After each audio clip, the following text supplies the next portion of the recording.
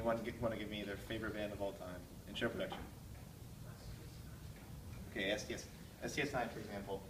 So Joey, if you were given the opportunity right out of school to go on, say, STS9's farewell tour for 2/3 of the year, would you take the opportunity? Second guess. Okay.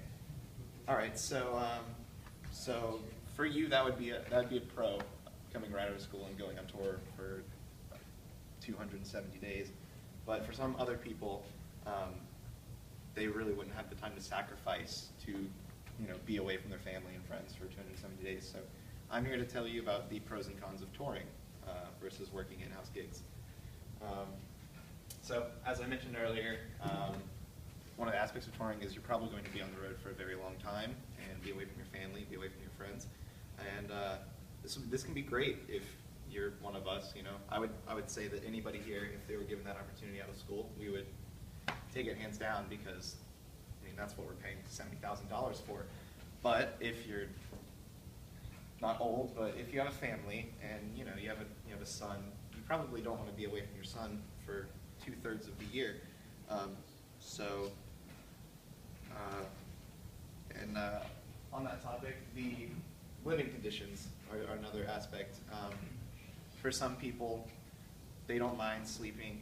Living conditions could vary anything from a place such as a nice tour bus to sleeping on the floor of a venue because you have to. And some people are okay with this, and any of us would probably be fine with sleeping on the floor of a venue to be able to tour the world.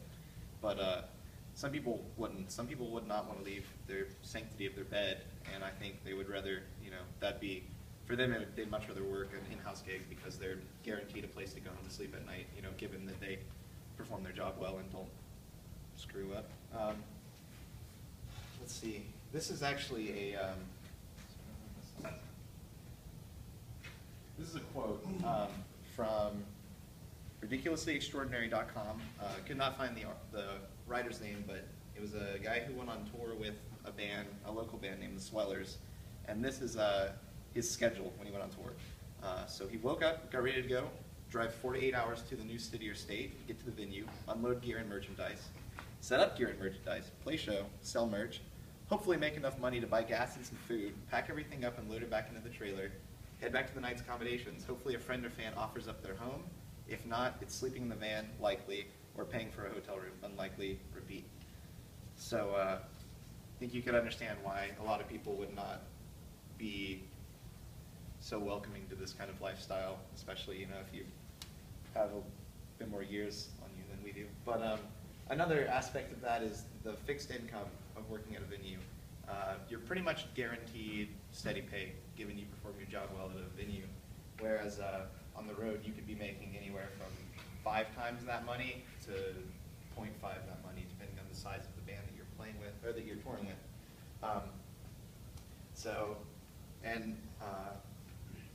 On top of that, there's really no chance that you'll be picked up to work the next tour. You could easily just not be liked, and you're out of a job as soon as you get back. Whereas, if you're working at a venue, you're guaranteed it. And then, let's see. Another thing comes down to personal preference. Some people just don't like being around the same people for 270 days in a row. I know there's a lot of people that I would not be able to tolerate being around for that long. So, you're kind of stuck with them if you go on tour, whereas at least you get to get away from your coworkers at the end of the day. And these are just this is front of house console of what, if you go on tour, this is a position that you have a chance of working, mixing sound for the audience and monitor world,